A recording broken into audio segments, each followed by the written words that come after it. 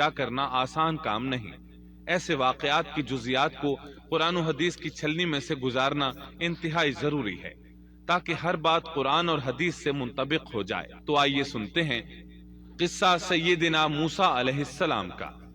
اللہ تعالی سورۃ القصص آیت 1 تا 3 میں فرماتے ہیں، تا سین میم، یہ روشن کتاب کی آیات ہیں۔ ہم آپ کے سامنے موسیٰ اور فرعون کا صحیح واقعہ بیان فرماتے ہیں ان لوگوں کے لیے جو ایمان رکھتے ہیں۔ ان آیات میں اہل ایمان کے لیے نصیحت اور یاد دہانی ہے، جبکہ انہی آیات میں فاسق، نافرمان اور کجرو لوگوں کے لیے ڈراوا اور وعید ہے۔ موسیٰ علیہ السلام اللہ تعالیٰ کے مخلص پیغمبر ہیں، انہیں اللہ سے ہم کلام ہونے کا شرف بھی حاصل ہے۔ اللہ تعالیٰ نے آپ کا ذکر خیر سورہ مریم آیت 51 میں ان الفاظ میں فرمایا ہے، اس قرآن میں موسیٰ کا ذکر بھی کیجئے جو چنا ہوا اور رسول اور نبی تھا۔ آپ کا نسب نامہ اس طرح ہے، موسیٰ بن عمران بن قاہس بن لاوا بن یعقوب بن اسحاق بن ابراہیم علیہ السلام۔ آپ کے اور یعقوب علیہ السلام کے درمیان زیادہ فاصلہ نہیں۔ موسیٰ علیہ السلام سانولے رنگ کے تھے، کافی تنومند اور لہیم شہیم تھے، قوت اور ہمت والے تھے، حتیٰ کہ بعض نے لکھا ہے کہ ان میں 10 آدمیوں کی طاقت موجود تھی۔ آپ کی زبان میں لکنت تھی۔ سورہ زخرف آیت 52 میں اللہ تعالیٰ نے فرعون کی زبانی یہ بات نقل کی ہے، کیا میں بہتر نہیں ہوں بنسبت اس کے جو بے توقیر ہے اور صاف بول بھی نہیں سکتا۔ آپ کبھی کبھی بات کرتے ہوئے اٹک جاتے تھے، لیکن یہ بات نبی ہونے میں مانے نہیں۔ سورۃ القصص آیت 34 میں ہے، اور میرا بھائی ہارون مجھ سے بہت زیادہ فصیح زبان والا ہے۔ آپ کی گفتگو میں روانی نہیں تھی، یہی وجہ ہے کہ آپ نے ہارون علیہ السلام کے ذریعے اللہ تعالیٰ سے مدد مانگی۔ اس کی تفصیل یوں ہے، بنو اسرائیل یعنی سیدنا یعقوب علیہ السلام کی اولاد نے سیدنا یوسف علیہ السلام کے زمانے میں فلسطین سے مصر کی جانب نقل مکانی کی، جیسا کہ ہم نے قصہ یوسف کے آخر میں ذکر کیا ہے، اور سورہ یوسف آیت 99 میں ہے۔ یوسف نے اپنے ماں باپ کو اپنے پاس جگہ دی، اسی طرح سورہ یوسف آیت 100 میں ہے، اور اس نے اپنے تخت پر اپنے ماں باپ کو اونچا بٹھایا اور سب اس کے سامنے سجدے میں گر گئے۔ سیدنا یعقوب علیہ السلام، ان کی بیوی اور ان کے صاحبزادے سب کے سب ہجرت کر کے یوسف علیہ السلام کے پاس مصر پہنچ گئے۔ یوسف علیہ السلام مصر کے حاکم تھے، پھر سب وہیں رہائش پذیر ہو گئے۔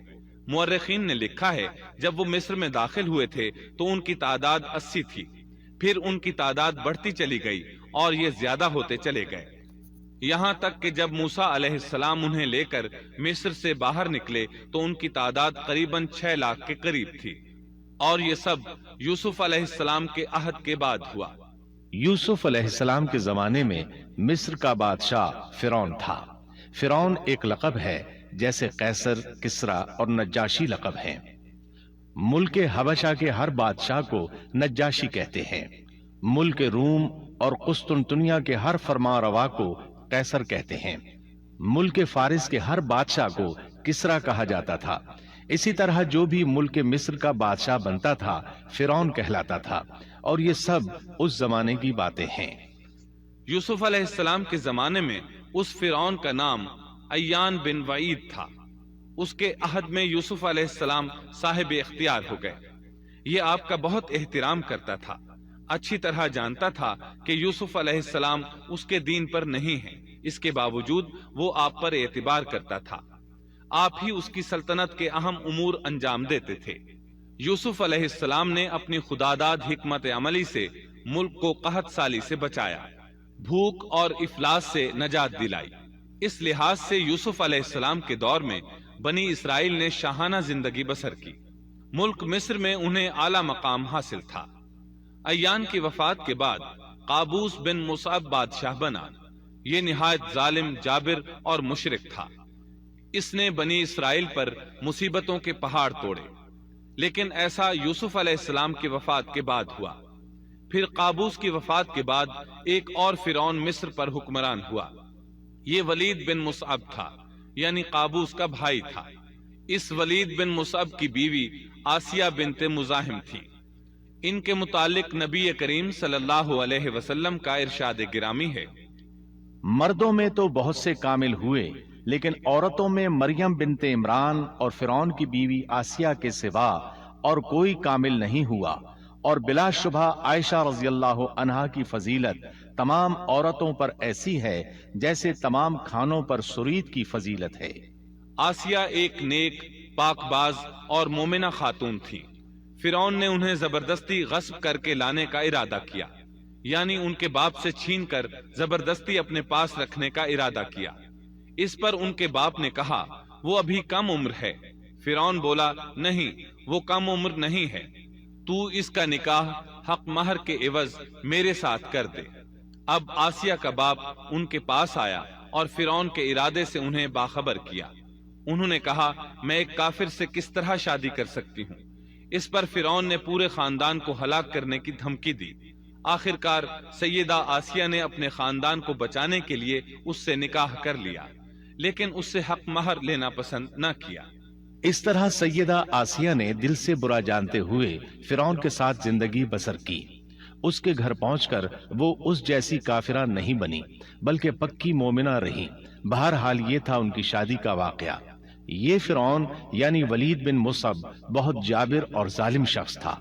ظلم و جبر کی ان آخری حدوں کو پہنچ گیا تھا جن تک شاید انسانوں میں سے کوئی بھی نہ پہنچا ہوگا، یہاں تک کہ اس نے رب ہونے کا دعویٰ کر دیا۔ وہ اللہ تعالیٰ کا انکار کرتے ہوئے کہا کرتا تھا، فرعون کہنے لگا اے درباریوں، میں تو اپنے سوا کسی کو تمہارا معبود نہیں جانتا۔ کہنے لگا تم سب کا رب میں ہی ہوں۔ اس نے الوہیت اور ربوبیت دونوں میں اللہ تعالیٰ سے جھگڑا کیا۔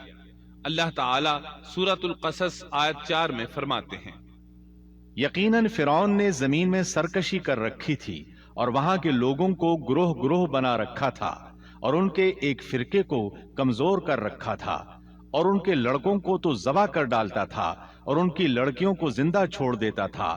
بلا شک و شبہ وہ تھا ہی فساد کرنے والوں میں سے۔ اس نے لوگوں کے گروہ اور جماعتیں بنا رکھی تھی۔ فرعون کے زمانے میں بنی اسرائیل سب سے حقیر اور کم درجہ قوم تھی۔ فرعون نے انہیں حد درجے ذلیل اور بے عزت بنا رکھا تھا۔ سبھی کو معاشرے میں نچلے طبقے میں شمار کیا جاتا تھا، جبکہ مصر میں یہی لوگ شاہانہ زندگی گزارا کرتے تھے۔ فرعون نے اعلان تھا، ان کی عورتوں سے لونڈیوں باندیوں جیسا برتاؤ کیا جاتا تھا، وہ جو چاہتا تھا ان سے کرتا تھا۔ اس نے یہ حکم اپنی رعایا میں عام دے رکھا تھا۔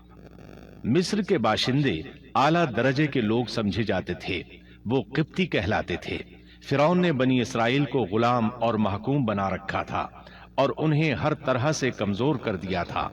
بنی اسرائیل اس ذلت سے نجات پانے کا انتظار کر رہے تھے، اور اس کی وجہ یہ تھی کہ انہیں ایک بشارت ملی ہوئی تھی۔ اس کے مطابق ان کا نظریہ تھا کہ فرعون کے گھر سے ایک بچہ نکلے گا جو انہیں نجات دلائے گا، اور یہ بھی بیان کیا جاتا ہے کہ یہ بشارت انہیں اس طرح ملی تھی کہ خود فرعون نے خواب دیکھا تھا کہ بیت المقدس سے آگ نکل کر مصر کی جانب بڑھتی چلی آ رہی ہے۔